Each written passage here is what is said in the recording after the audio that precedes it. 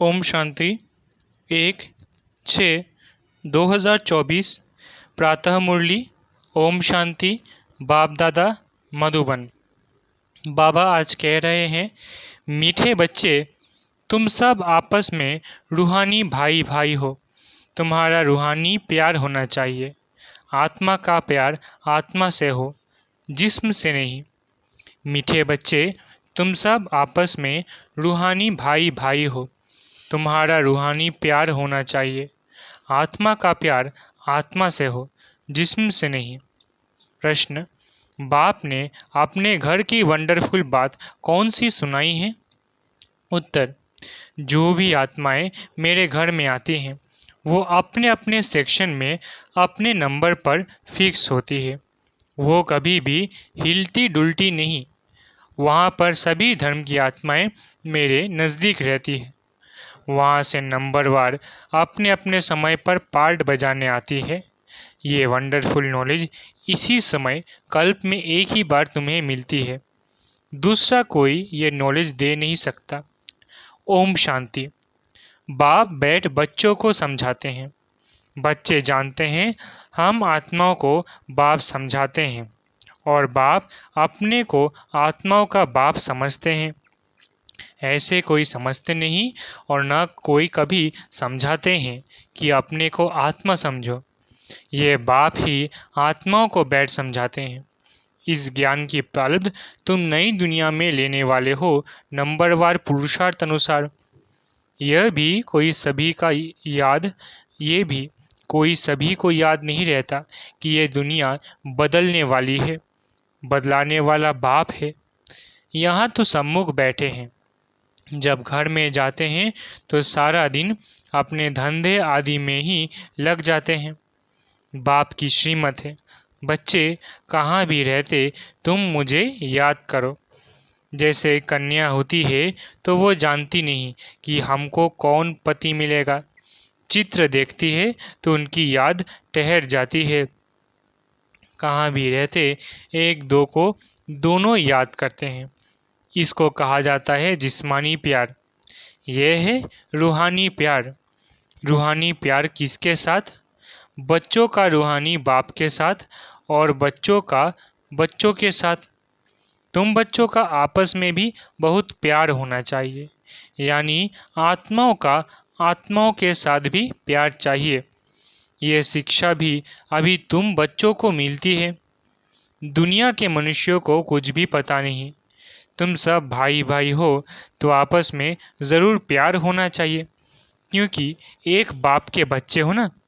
इसको कहा जाता है रूहानी प्यार।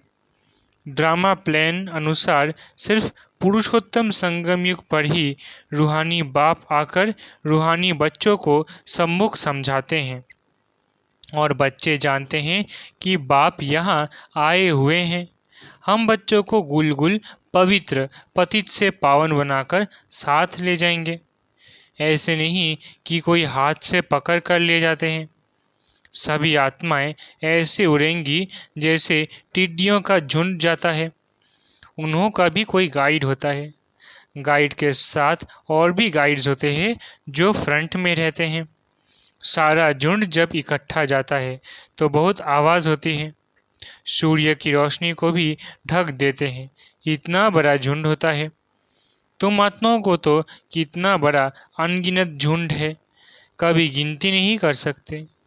यहाँ मनुष्यों की गिनती नहीं कर सकते। भल आदमशुमारी निकालते हैं, वो भी एक्यूरेट नहीं निकालते हैं। आत्माएं कितनी हैं वो हिसाब कभी निकाल नहीं सकते। अंदाज लगाया जाता है कि सतयुग में कितने मनुष्य होंगे, क्योंकि सिर्फ भारत ही रह जाता है। तुम्हारी बुद्धि में है कि हम विश्व के मालिक बन रहे हैं। आत्मा जब शरीर में है तो जीवात्मा है, तो दोनों इकट्ठे सुख अथवा दुख भोगते हैं। ऐसे बहुत लोग समझते हैं कि आत्मा ही परमात्मा है। वो कभी दुख नहीं भोगती, निर्लेप है। बहुत बच्चे इस बात में भी मूंझ जाते हैं कि हम अपने को आत्मा निश्चय तो करें, लेकिन बाप को कहाँ याद करें। यह तो जानते हो बाप परमधाम निवासी है। बाप ने अपना परिचय दिया हुआ है। कहाँ भी चलते फिरते बाप को याद करो। बाप रहते हैं परम धाम में, तुम्हारी आत्मा भी वहाँ रहने वाली है, फिर यहाँ पार्ट बजाने आती है। ये भी ज्ञान अभी मिला है। जब तुम देवता हो वहाँ तुमको ये याद नहीं रहता है कि फलाने फलाने धर्म की आत्माएं ऊपर में हैं। ऊपर से आकर यहाँ शरीर धारण कर पार्ट बजाती है। ये चिंतन वहाँ नहीं चलता। आगे ये पता नहीं था कि बाप भी परम धाम में रहते हैं, वहाँ से यहाँ आकर शरीर में प्रवेश करते हैं। अब वो किस शरीर में प्रवेश करते हैं वो अपनी एड्रेस तो बताते। तुम अगर लिखो कि शिव बाबा केयर ऑफ परम धाम, तो परम धाम में तो चिट्ठी जा नहीं सकती, इसलिए लिखते हो शिव बाबा केयर ऑफ ब्रह्मा। फिर यहाँ की एड्रेस डालते हो क्योंकि तुम जानते हो बाप यहाँ ही आते हैं, इस रथ में प्रवेश करते हैं। यूँ तो आत्माएं भी ऊपर रहने वाली है। तुम भाई भाई हो, सदैव यही समझो ये आत्मा है, इनका फलाना नाम है। आत्मा को यहाँ देखते हैं, परंतु मनुष्य देह अभिमान में आ जाते हैं। बाप देही अभिमानी बनाते हैं। बाप कहते हैं तुम अपने को आत्मा समझो और फिर मुझे याद करो। इस समय बाप समझाते हैं, जब मैं यहाँ हूँ आकर बच्चों को ज्ञान भी देता हूँ। पुराने ऑर्गन्स लिए हैं जिसमें मुख्य ये मुख है, आंखें भी है। ज्ञान अमृत मुख से मिलता है। गौमुख कहते हैं ना, अर्थात माता का ये मुख है। बड़ी माता द्वारा तुमको एडॉप्ट करते हैं। कौन? शिव बाबा। वो यहाँ है ना। ये ज्ञान सारा बुद्धि में रहना चाहिए। मैं तुमको प्रजापिता ब्रह्मा द्वारा एडॉप्ट करता हूँ, तो ये माता भी हो गई। गाया भी जाता है, तुम मात पिता हम बालक तेरे। तो वो सब आत्माओं का बाप है, उनको माता नहीं कहेंगे, वो तो बाप ही है। बाप से वर्षा मिलता है, फिर माता चाहिए। वो यहाँ आते हैं। अभी तुमको मालूम पड़ा है बाप ऊपर में रहते हैं, हम आत्माएं भी ऊपर रहती है, फिर यहाँ आती है पार्ट बजाने। दुनिया को इन बातों का कुछ भी पता नहीं। वो तो ठीक कर भीतर में परमात्मा को कह देते हैं, फिर तो अनगिनत हो जाए। इसको कहा जाता है घोर अंधियारा। गायन भी है, ज्ञान सूर्य प्रगटा, अज्ञान अंधेर विनाश। इस समय तुमको ज्ञान है। ये है रावण राज्य, जिस कारण अंधियारा है। वहाँ तो रावण राज्य होता नहीं, इसलिए कोई विकार नहीं, देह अभिमान भी नहीं। वहाँ आत्म अभिमानी रहते हैं। आत्मा को ज्ञान है, अब छोटा बच्चा है, अब हम जवान बने हैं, अब वृद्ध शरीर हुआ है, इसलिए अब ये शरीर छोड़ दूसरा लेना है। वहाँ ऐसे नहीं कहते हैं फलाना मर गया। वो तो है ही अमर लोग, खुशी से एक शरीर छोड़ दूसरा लेते हैं। अभी आयु पूरी हुई है, ये छोड़ नया लेना है, इसलिए सन्यासी लोग सर्प का मिसाल देते हैं। मिसाल वास्तव में बाप का दिया हुआ है, वो फिर सन्यासी लोग उठाते हैं। तब बाप कहते हैं यह जो ज्ञान मैं तुमको देता हूँ यह प्राय लोप हो जाता है। बाप के अक्षर भी है तो चित्र भी है, परंतु जैसे आटे में नमक, तो बाप बैठ अर्थ समझाते हैं। जैसे सर्प पुरानी खाल छोड़ देता है और नई खाल आ जाती है, उनके लिए ऐसे नहीं कहेंगे एक शरीर छोड़ दूसरे में प्रवेश करते हैं। नहीं, खाल बदलने का एक सर्प का ही मिसाल है। वो खाल उनकी देखने में भी आती है। जैसे कपड़ा उतारा जाता है वैसे सर्प भी खाल छोड़ देता है, दूसरी मिल जाती है। सर्प तो जिंदा ही रहते हैं, ऐसे भी नहीं सदैव अमर रहता है। 2-3 खाल बदली कर फिर मर जाएंगे। वहाँ भी तुम समय पर एक खाल छोड़ दूसरी ले लेते हो। जानते हो अभी हमको गर्भ में जाना है, वह तो है ही योग बल की बात। योग बल से तुम जानते हो, इसलिए अमर कहा जाता है। आत्मा कहती है, अब हम बूढ़ा हो गया हूँ, शरीर पुराना हुआ है। साक्षात्कार हो जाता है, अब हम जाकर छोटा बच्चा बनूंगा। आप ही शरीर छोड़ आत्मा भाग कर जाए छोटे बच्चे में प्रवेश करती है। उस गर्भ को जेल नहीं महल कहा जाता है। पाप तो कोई होते नहीं हैं जो भोगना पड़े। गर्भ महल में आराम से रहते हैं। दुख की कोई बात नहीं। ना कोई ऐसी गंदी चीज़ खिलाते हैं जिससे बीमार हो जाए। अब बाप कहते हैं, बच्चे तुमको निर्वाण धाम में जाना है। ये दुनिया बदलनी है, पुरानी से फिर नई होगी। हर एक चीज़ बदलती है। झाड़ से बीज निकलते हैं, फिर से बीज लगाओ तो कितना फल मिलता है। एक बीज से कितने दाने निकलते हैं।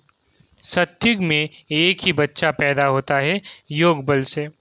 यहाँ विकार से 4-5 बच्चे पैदा करते हैं। सत्युग और कलयुग में बहुत फर्क है जो बाप बतलाते हैं। नई दुनिया फिर पुरानी कैसे होती है, उसमें आत्मा कैसे 84 जन्म लेती है, ये भी समझाया है। हर एक आत्मा अपना अपना पार्ट बजाकर फिर जब जाएंगी तो अपनी अपनी जगह पर जाकर खड़ी रहेगी। जगह बदलती नहीं। अपने अपने धर्म में अपनी जगह पर नंबरवार खड़े होंगे, फिर नंबरवार ही नीचे आना है। इसलिए छोटे छोटे मॉडल्स बनाकर रखते हैं मूल वतन के। सब धर्मों का अपना अपना सेक्शन है। देवी देवता है पहले धर्म, फिर नंबरवार आते हैं। नंबरवार ही जाकर रहेंगे। तुम ही नंबरवार पास होते हो, उन मार्क्स के हिसाब से जगह लेते हो। ये बाप की पढ़ाई कल्प में एक ही बार होती है। तुम आत्माओं का कितना छोटा सिजरा होगा, जैसे तुम्हारा इतना बड़ा झाड़ है। तुम बच्चों ने दिव्य दृष्टि से देखकर फिर यहाँ बैठकर चित्र आदि बनाए हैं। आत्मा कितनी छोटी है, शरीर कितना बड़ा है। सब आत्माएं वहाँ जाकर बैठेंगी। बहुत थोड़ी जगह में नज़दीक में जाकर रहती है। मनुष्यों का झाड़ कितना बड़ा है। मनुष्यों को तो जगह चाहिए ना, चलने फिरने, खेलने, पढ़ने, नौकरी करने की, सब कुछ करने की जगह चाहिए। निर्विकारी दुनिया में आत्माओं की छोटी जगह होगी, इसलिए इन चित्रों में भी दिखाया है। बना बनाया नाटक है। शरीर छोड़कर कैसे अलग अलग होते हैं नंबरवार। ये सब बातें तुमको कल पहले एक ही बाप आकर सुनाते हैं। बाकी तो सभी है जिस्मानी पढ़ाई, उनको रूहानी पढ़ाई नहीं कह सकते। अभी तुम जानते हो हम आत्मा हैं। आई माना आत्मा, माई माना मेरा ये शरीर है। मनुष्य ये नहीं जानते हैं। उन्हों का तो सदैव दैहिक संबंध रहता है। सत्युग में भी दैहिक संबंध होगा, परंतु वहाँ तुम आत्मा अभिमानी रहते हो। ये पता पड़ता है कि हम आत्मा हैं, ये हमारा शरीर अब वृद्ध हुआ है, इसलिए हम आत्मा एक शरीर छोड़ दूसरा लेते हैं। इसमें मूंझने की भी कोई बात नहीं है। तुम बच्चों को तो बाप से राजा ही लेनी है, ज़रूर बेहद का बाप है ना। मनुष्य जब तक ज्ञान को पूरा नहीं समझते हैं तब तक अनेक प्रश्न पूछते हैं। ज्ञान है तुम ब्राह्मणों की। तुम ब्राह्मणों को वास्तव में मंदिर भी अजमेर में है। एक होते हैं पुष्करणी ब्राह्मण, दूसरे सारसिद्ध। अजमेर में ब्रह्मा का मंदिर देखने जाते हैं।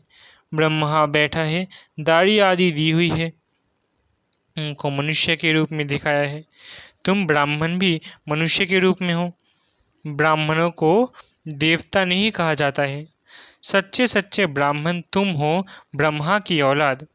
वह कोई ब्रह्मा की औलाद नहीं है। पीछे आने वालों को यह मालूम नहीं पड़ता है। तुम्हारा ये विराट रूप है, ये वृद्धि में याद रहना चाहिए। ये सारी नॉलेज है तुम कोई को अच्छी रीति समझा सकते हो। हम आत्मा हैं, बाप के बच्चे हैं। ये यथार्थ रीति समझकर ये निश्चय पक्का पक्का होना चाहिए। ये तो यथार्थ बात है। सभी आत्माओं का बाप एक परमात्मा है। सभी उनको याद करते हैं। हे भगवान, मनुष्य के मुख से ज़रूर निकलता है। परमात्मा कौन है ये कोई भी नहीं जानते हैं। जब तक कि बाप आकर समझाए। बाप ने समझाया है, ये लक्ष्मी नारायण जो विश्व के मालिक थे यही नहीं जानते थे तो ऋषि मुनि फिर कैसे जान सकते। अभी तुमने बाप द्वारा जाना है। तुम हो आस्तिक क्योंकि तुम रचयिता और रचना के आदि मध्य अंत को जानते हो। कोई अच्छी रीति जानते हैं, कोई कम। बाप सम्मुख आकर पढ़ाते हैं, फिर कोई अच्छी रीति धारण करते हैं, कोई कम धारण करते हैं। पढ़ाई बिल्कुल सिंपल भी है, बड़ी भी है। बाप में इतना ज्ञान है जो सागर को स्याही बनाओ तो भी अंत नहीं पाया जा सकता। बाप सहज करके समझाते हैं, बाप को जानना है, सुदर्शन चक्रधारी बनना है, बस। अच्छा, मीठे मीठे सिकिलधे बच्चों प्रति माता पिता बाप दादा का याद प्यारा गुड मॉर्निंग। रूहानी बाप की रूहानी बच्चों को नमस्ते। हम रूहानी बच्चों की रूहानी माता पिता बाप दादा को याद प्यार गुड मॉर्निंग और नमस्ते नमस्ते नमस्ते। शुक्रिया बाबा। धारणा के लिए मुख्य सार। पहला, सदा याद सहज बनी रहे उसके लिए चलते फिरते ये चिंतन करना कि हम आत्मा हैं। परम धाम निवासी आत्मा यहाँ पार्ट बजाने आई है। बाप भी परम धाम में रहते हैं, वो ब्रह्मातन में आए हैं। दूसरा, जैसे रूहानी बाप से आत्मा का प्यार है ऐसे आपस में भी रूहानी प्यार से रहना है। आत्मा का आत्मा से प्यार हो, शरीर से नहीं। आत्माभिमानी बनने का पूरा पूरा अभ्यास करना है। वरदान, हद की कामनाओं से मुक्त रहे, सर्व प्रश्नों से पार रहने वाले सदा प्रसन्नचित भव। हद की कामनाओं से मुक्त रहे, सर्व प्रश्नों से पार रहने वाले सदा प्रसन्नचित भव। जो बच्चे हद की कामनाओं से मुक्त रहते हैं उनके चेहरे पर प्रसन्नता की झलक दिखाई देती है। प्रसन्नचित कोई भी बात में प्रश्नचित नहीं होते। वो सदा निस्वार्थी और सदा सभी को निर्दोष अनुभव करेंगे, किसी और के ऊपर दोष नहीं रखेंगे। चाहे कोई भी परिस्थिति आ जाए, चाहे कोई आत्मा हिसाब किताब चुकतू करने वाली सामना करने आती रहे, चाहे शरीर का कर्म भोग सामना करने आता रहे, लेकिन संतुष्टता के कारण वे सदा प्रसन्नचित रहेंगे। स्लोगन, व्यर्थ की चेकिंग अटेंशन से करो, अलबेले रूप में नहीं। व्यर्थ की चेकिंग अटेंशन से करो, अलबेले रूप में नहीं। अच्छा, ओम शांति। शुक्रिया बाबा।